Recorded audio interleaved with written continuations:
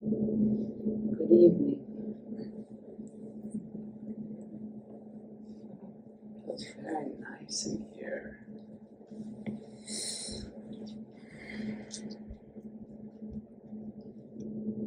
Someone came to see me this afternoon, and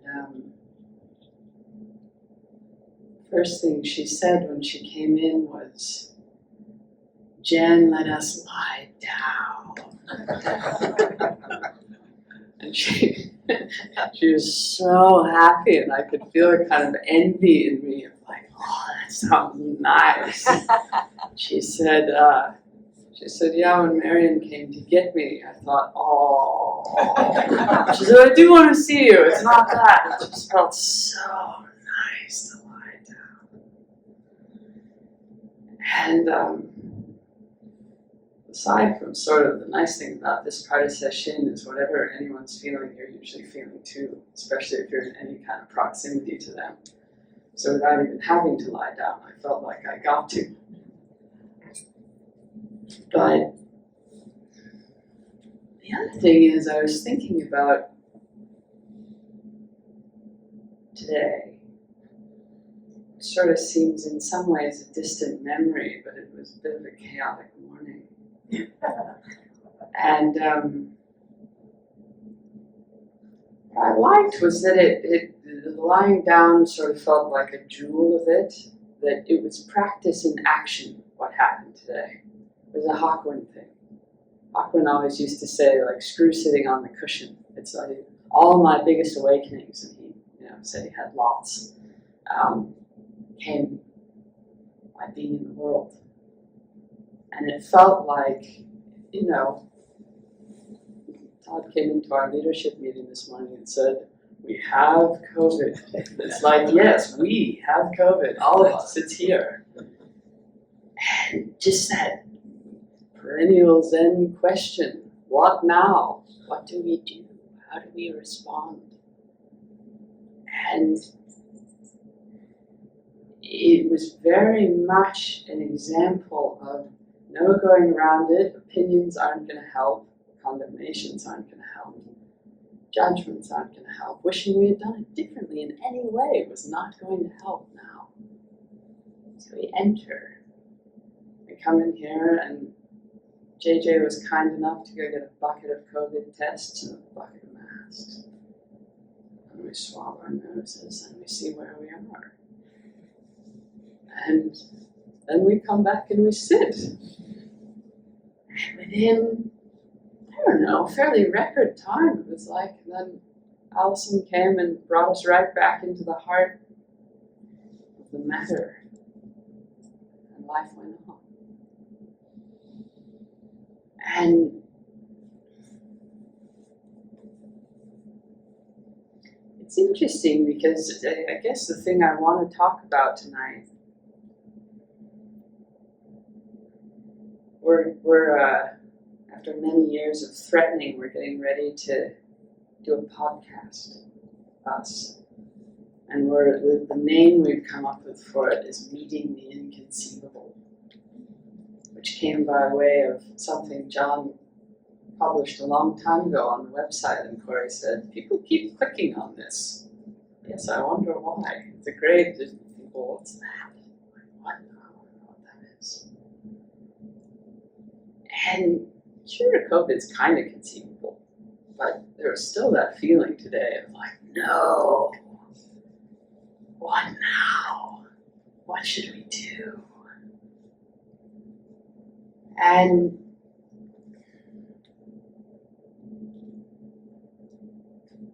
I mean, for me, this is sort of always happening.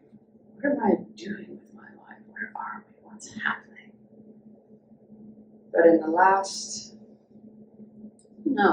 couple weeks, I've been thinking about it a fair bit because my father-in-law looks like his life is going to be ending soon. And he has a remarkable, I mean, he's 89, so it's not coming as, hopefully not coming as a great shock to him. But he has this incredibly remarkable attitude about it, which is the way it happened, the way that the decline started to happen was he loves dogs. He's not someone, he talks to his kids probably 5 minutes a year on the phone, but he loves his dogs.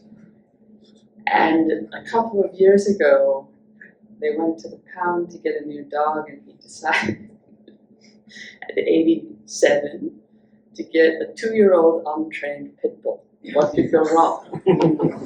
But he loved, this was the dog he loved, and no one was going to tell him otherwise. And the dog was completely reckless and wild and jumping on the counter, and we said, who's going to walk this dog? Oh, it'll be all right. Can we arrange a trainer? Sure, why not?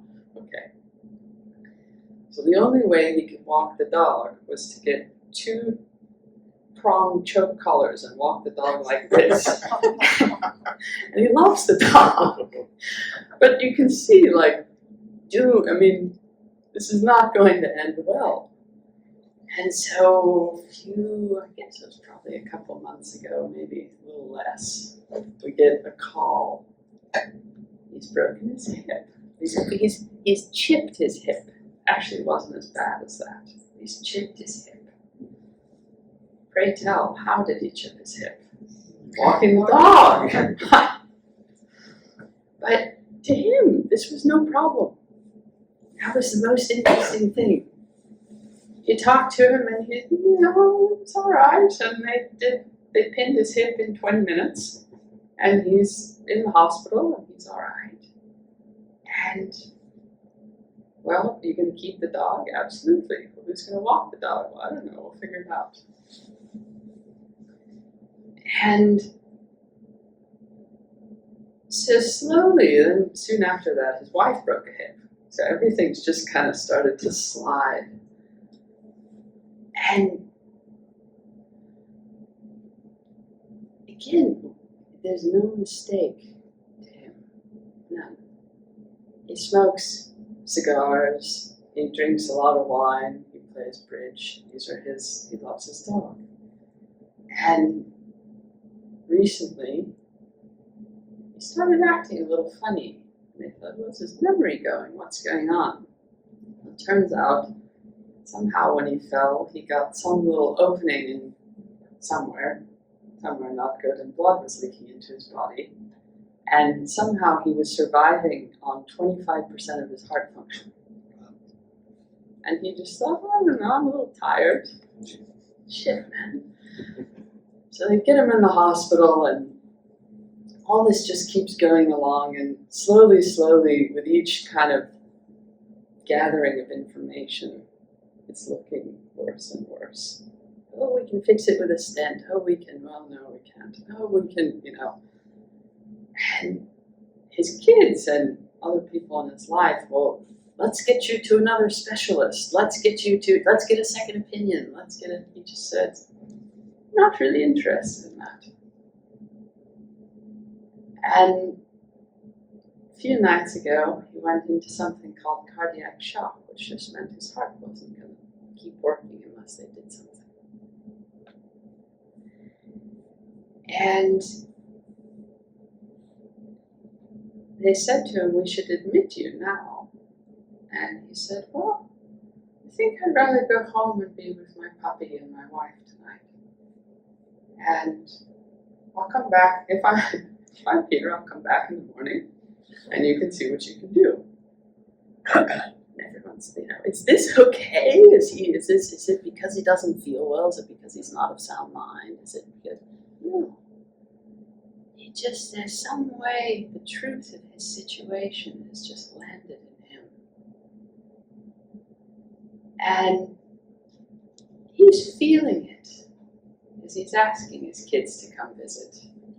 And it's showing on his face. But there's a way that he's in it fully. There's nothing outside of it. There's no other way it shoulda, coulda, woulda gone. There's nothing even particular that's needed other than what seems to be needed now. And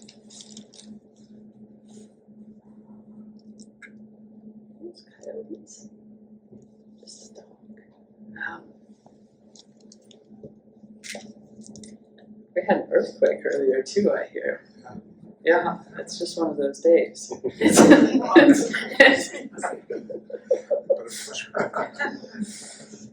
So,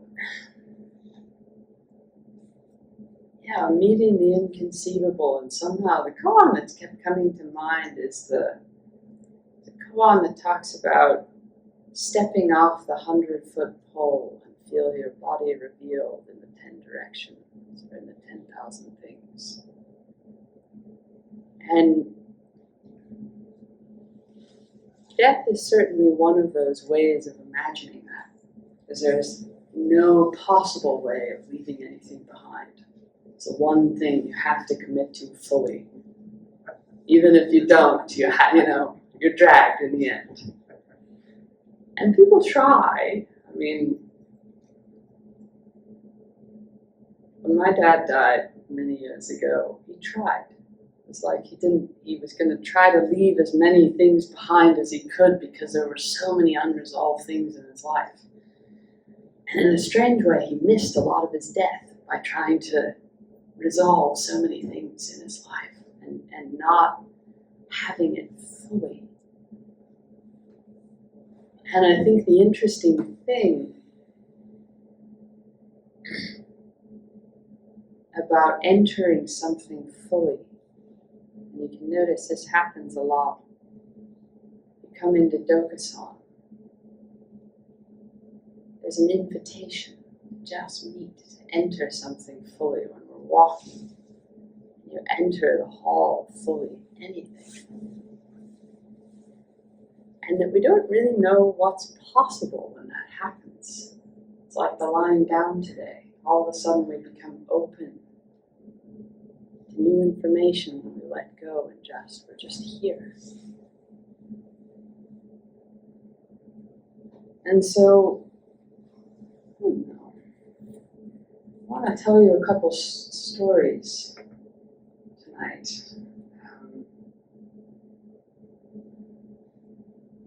About the magic in a way, and but he said to me that just today, the wonder of each being. When I take in any one being, anyone, I was bowing to the altar there.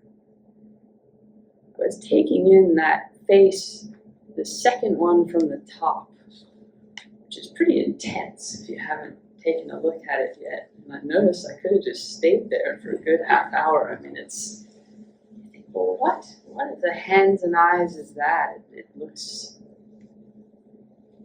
fierce, incredibly fierce. It's like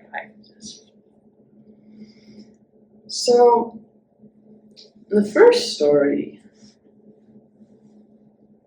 is about a guy became a Rinzai teacher in 17th century Japan in 1622, named Banki. And he was born his father was a doctor to the samurai for the first part of his life, early part of his life. But something happened where his father somehow lost his position and their family sort of had to do a little bit of a scramble, but then his father became a physician for just the local people. And he was kind of an interesting kid because he was incredibly bright and incredibly sensitive and incredibly strong-willed. And the only way to subdue him that his family discovered was that he had an incredible aversion to death. And if they even talked about it, or what they would mostly do is one of them would play dead, then he would immediately either stop crying or do what they wanted. And you'd think this is mean, but actually he was a pretty strong-willed kid, so you see, like, desperate times call for desperate measures. They would do this, I don't know how this got started. This is definitely a sort of boy thing. They would have stone throwing contests across the river in Japan, where boys would line up and throw stones across the river at each other. And he would always win because no matter how many times he was pelted with stones, he just wouldn't give up. And so that gives you a little bit of a sense of his character. And he really loved school, but apparently he hated, at this time the Japanese were learning Chinese calligraphy, and he hated copying the letters so much that he would just leave school. He just couldn't bear it.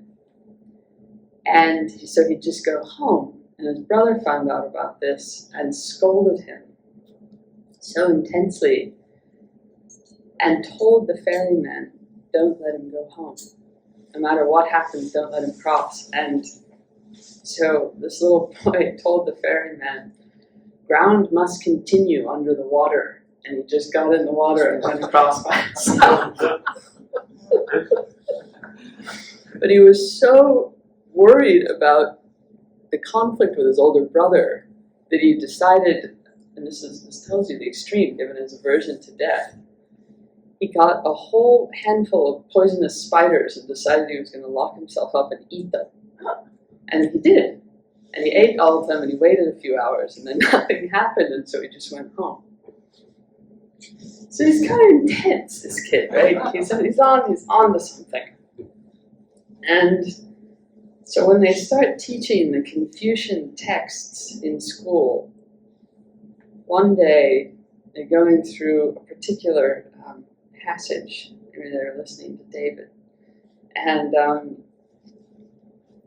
something comes, the teacher reads a passage that says, the way of the great learning lies in clarifying bright virtue. And he's that kid who raises his hand and says, well, what's bright virtue? And his teacher just keeps reading and says, the intrinsic goodness in each person. He says, well, what's the intrinsic goodness in each person? The teacher keeps going, his fundamental nature. Well, what's that? The ultimate truth of heaven. And still, none of these are satisfying him whatsoever.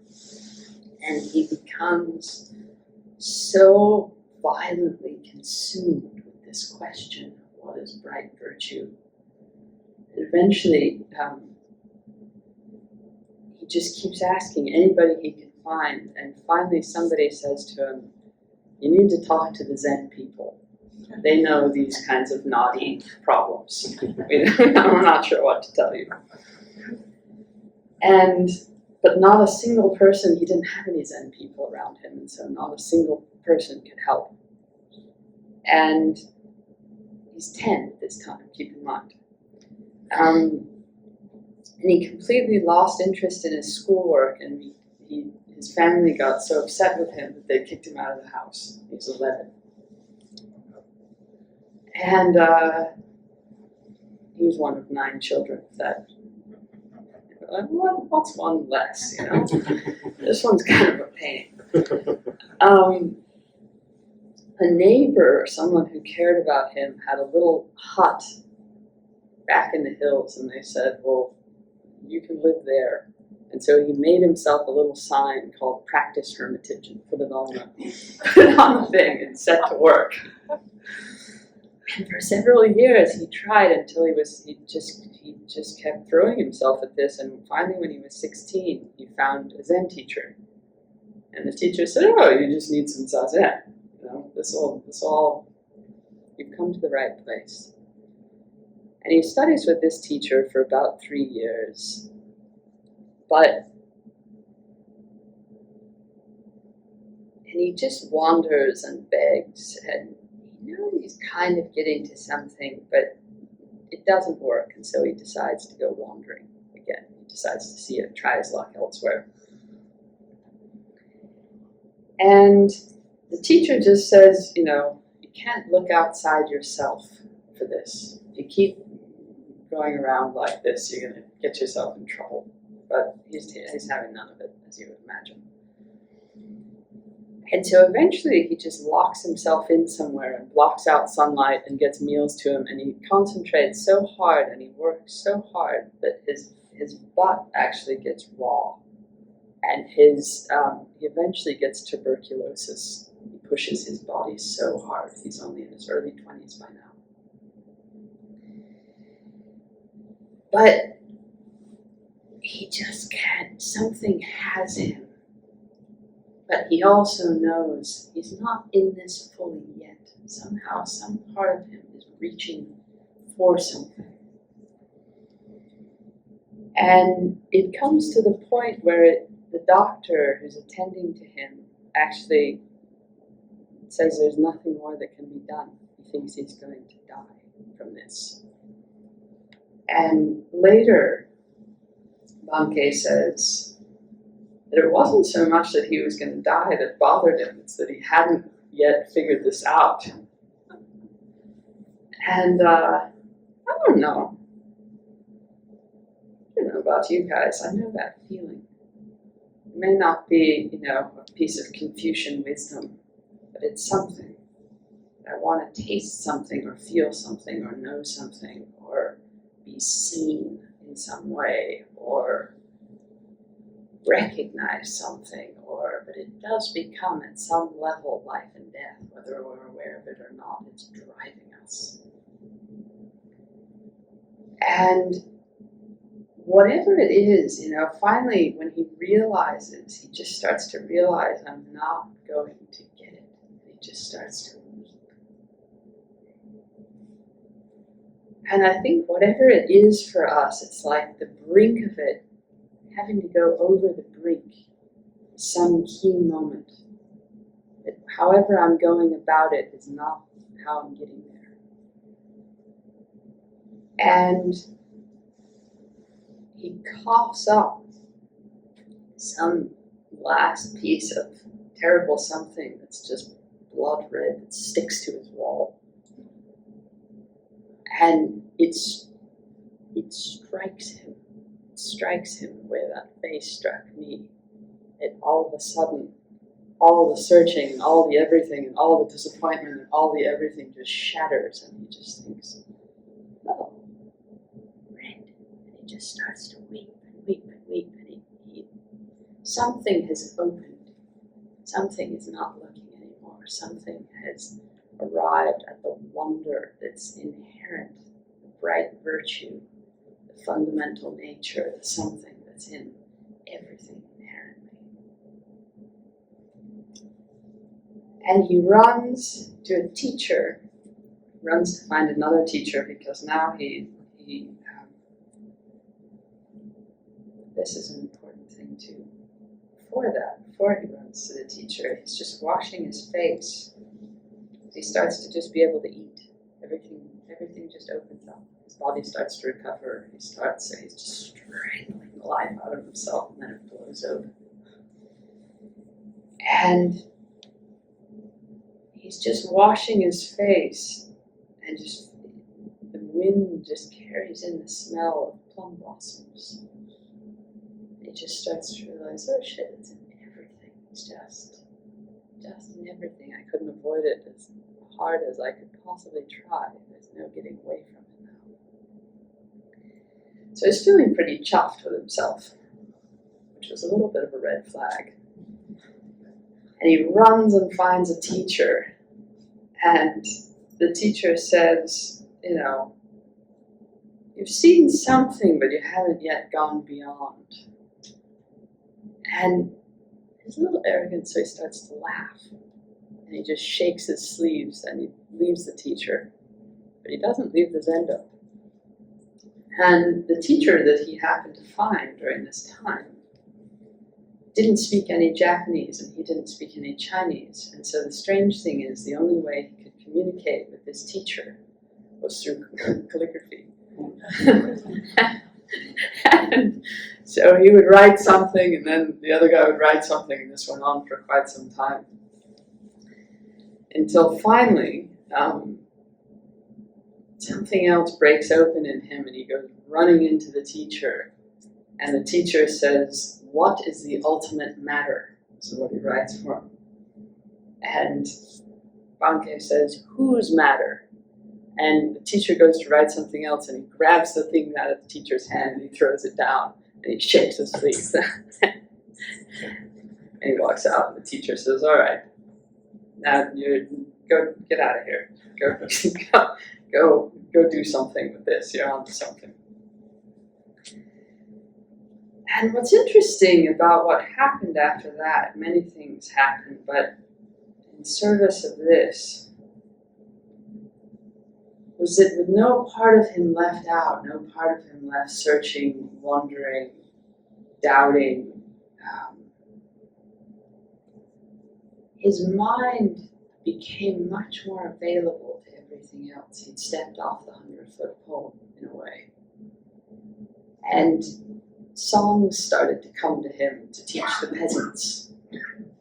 And so he did that. And then his mind just became open to the field, where he was with a companion of his one day, and he said, "My old teacher is going to die soon. I need to go see him." And his companion said, "I think you're full of crap. How would you know that?" And he said, "I don't know, we need to go." And as they started, he said, "Oh, my friend that we're about to arrive to, his wife just passed away." And his friend said, "Now you're really full of crap." And he just started, whatever he might encounter, whoever he might encounter, there was a fluidity in his consciousness that whatever was needed, whatever wanted to come into mind, just appeared and he could trust it. And it turned out he got to his friend's house and the wife had passed away 6 days later. And the friend said, "It's very strange you're here because on her deathbed your name was on her lips." And they stayed with the friend and continued on, and by the time they reached the old teacher had passed away. And so he just knew he was the field. He became available to the field. But there wasn't a trip wasted because the teacher had left instructions to his successor for Bankei that said, "Do not let him hide. Make him go out in the world and teach. This is my final wish." And the really interesting thing, these karmic circles, so the very first temple he had was funded by a successful businessman who happened to be the guy who would sit at his calligraphy desk when he was a child and was his desk partner. And you'll see this, I mean, this is like just a weird thing in life, that as your life starts to become more and more and more whole through practice, so that even the unresolved things start to find their place in whatever everything comes to belong. Whether it gets resolved in your opinion the way it's resolved or not, absolutely everything comes to belong. And that's that bright virtue that every single event, every single piece of everything has its, like in the taking part in the gathering, each thing by nature has its worth, but it's shaped by its circumstances. And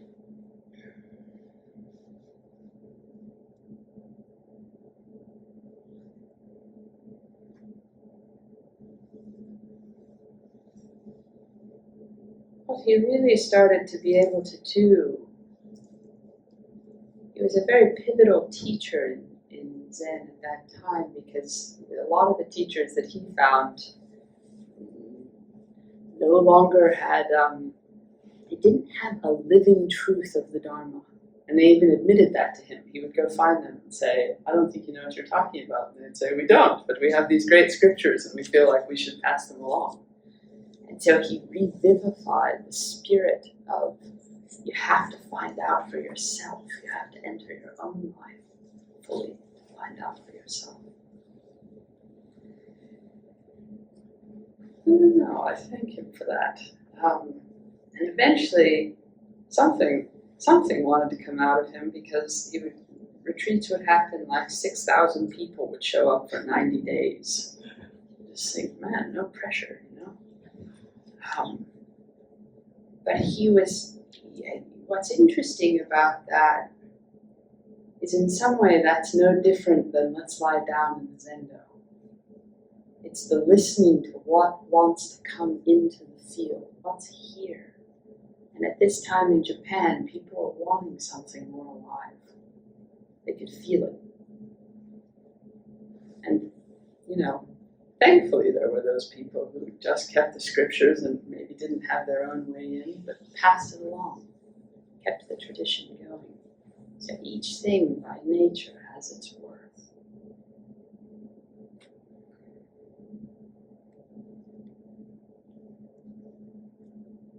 What are we doing on time?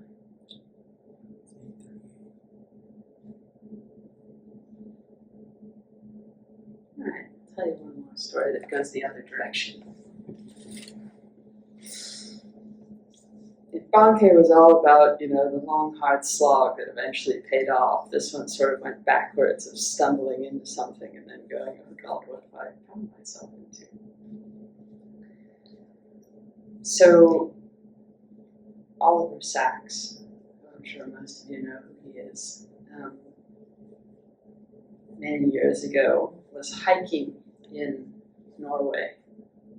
And it was an absolutely beautiful day, and he decided he was going to make this steep ascent. He was feeling good. And he gets swinging, and it's gorgeous, and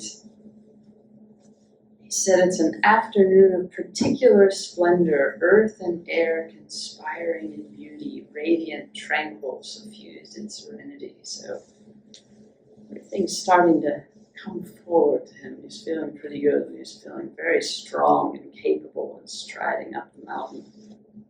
And he's getting lost in the lichen and the forest, and he's just starting to dissolve into the landscape and feel happy and sunny and alive and confident.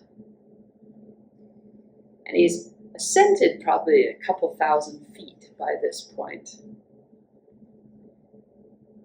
And all of a sudden he comes around a massive boulder and he sees a sign that says in big capital letters, "Beware the bull." And he thinks, and there's a sign that has a horn that's like throwing a person. And he thinks, this isn't real. People, even though this is complete solitude up here, people must just be playing a joke. There's no way there's a bull up here. It's impossible. And so he kind of goes back to his walk and doesn't think too much of it. And he comes around another big boulder. And this time, right in the middle of the path, covering the entire path, is an enormous white bull. And he thinks, no shit. And the bull is completely calm. Beautiful milky white face and big horns and just kind of hanging out, enjoying the same day that he's enjoying. And completely calm. But for some reason, absolute terror just starts to take him over. Because, well, who knows? The bull's face turns into that face up there, and the bull is doing nothing, mind you, but he starts to see the face swell, and the horns grow, and the bull become enormous, and he becomes so incredibly panicked that he just starts to run for his life. The bull also tested positive for COVID. And the problem is, it's not a good place to run for your life, let's put it that way. And so he trips and he starts to tumble. And by the time he realizes the extent of the tumble, one of his legs is not in good shape, in unusable shape. And what went from this strength and confidence and everything good, he now is completely helpless and alone and can't walk and is stranded way up on top of this mountain. And he feels just this wave of being incredibly alone And he realizes that he's not going to be able to stay here. No one will come in any way, shape, or form that he knows of, and the temperature is starting to plummet. And he knows by the end of the night he won't make it, so he's going to have to try to do something. And two things happen to him which start a different kind of journey. The first is that he starts to feel very calm. All of a sudden, immediately calm. And the second is that he always, so sort of like the calligraphy, he always, for some quirky reason, carried an umbrella. Everywhere he went, always he carried an umbrella. And he starts to realize that he can splint his leg with the umbrella. And that he also starts to feel this wave of incredible luck that his situation is not worse. It's a promising start. Sort of like us this morning, you know? And another strange thing happens, which is he suddenly remembers, and this is that same, the field just starts to give you things when you're open.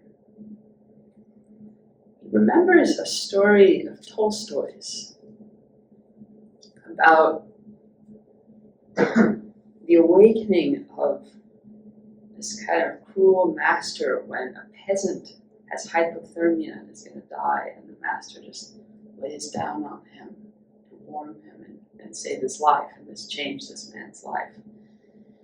And he starts to wish so deeply for a companion of any kind in this situation he's in.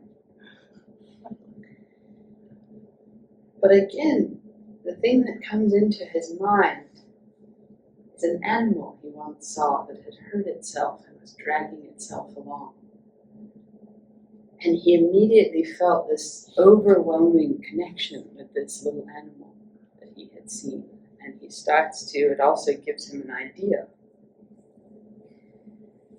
And he starts to feel his humanity, his separation of humanity starts to disappear. And he starts to feel closer to life because he's down in it somehow. And he starts dialoguing in his mind with a preacher from his childhood. And he says, but I want to live. He feels this incredible conviction in himself. He wants to live. And the preacher very clearly and unemotionally just says to him, there's a season for everything. Things are born and they die, and it's all part of the mystery of it all. And he recalls many people he's been with who have faced death, and that there's just this facing the truth of the situation, whatever it is. And this somehow, it sharpens him, it sharpens his mind to just see his situation objectively. And this starts to happen in Sesshin too. There's just less involvement and attachment, and everything starts to fall open, and you just say, oh, this is what's being born in me, this is what's dying in me, this is what's falling away in my life, this is what I need to step into. Things just become sharply clear. And your arguments about it, and your opinions about it, and your anything about it just start to fall away. He gets a very intense taste of this. And this allows him to actually enter the situation fully. He can face the whole thing, and he really starts to make himself a raft for himself. He starts to, in his body, get down, and he slides on his backside, and he uses his arms for motion and steering, and then he uses his other leg for steering and braking. And he somehow just gets into a groove of moving himself. And what shocks him the most is how natural this becomes, as if I'd been secretly practicing it my whole life. He just becomes what's needed. And this goes along all right, but then a stream comes. It's like, shit. But he flips his raft, and he somehow gets himself across. And once he reaches the other side,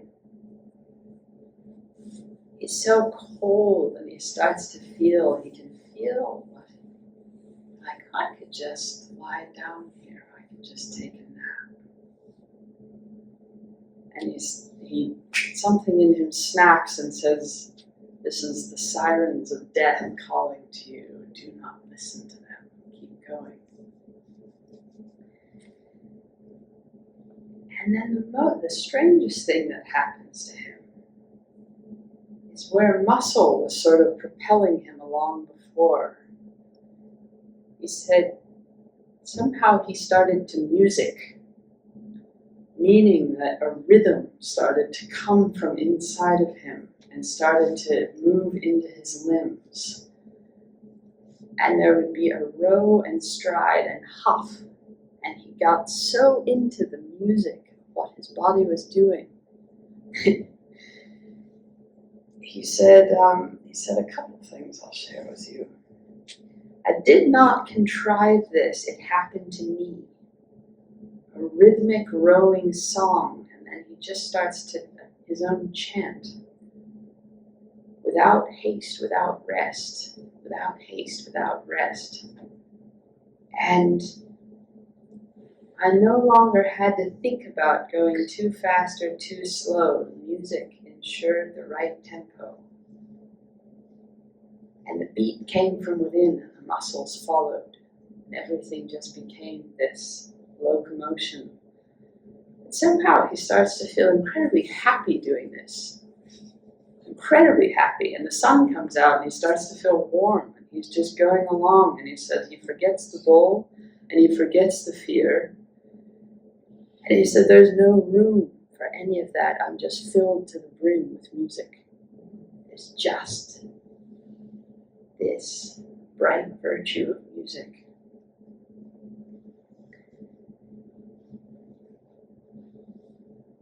And in a series of memories, finally he gets so settled into this motion, this deep meditation. His entire life, all the scenes of his life just start going over him. All the conversations, all the places he's lied down, where he thought was cozy, where he thought was terrifying, who mattered to him, and in great detail, his whole life. And he realizes that it all belongs. Being inside of all of it, he wouldn't change a thing. It's all propelling him now. It's all part of him. And he finally says it's so smooth and so void of difficulties that by the time eventually these two reindeer hunters find him, and he's so far from the idea of help or salvation at that time that it just seems like they've appeared out of nowhere and that they're just a miracle. And when he gets to the hospital, the very hardest thing for a long time is nobody will play any music for him. And so he begs them for music. And the music starts to just heal him. He can feel the visceral nature of it. He can feel his body coming alive in it. He starts to feel that nature in everything. And so for him, in a way, that was the beginning of his spiritual journey rather than the end.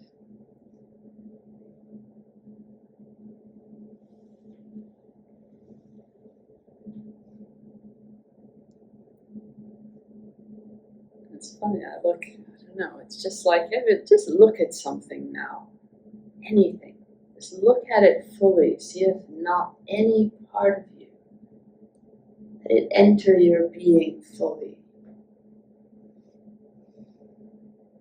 I notice even the blinds, that strange sun-drenched yellow, just start to be incredibly vivid and beautiful.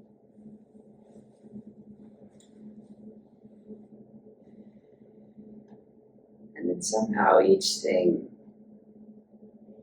comes to have its own nobility, its own place in things. Sleepiness has its own place in things, lying down, being broken open by fire, pain, empathy. Everything belongs here.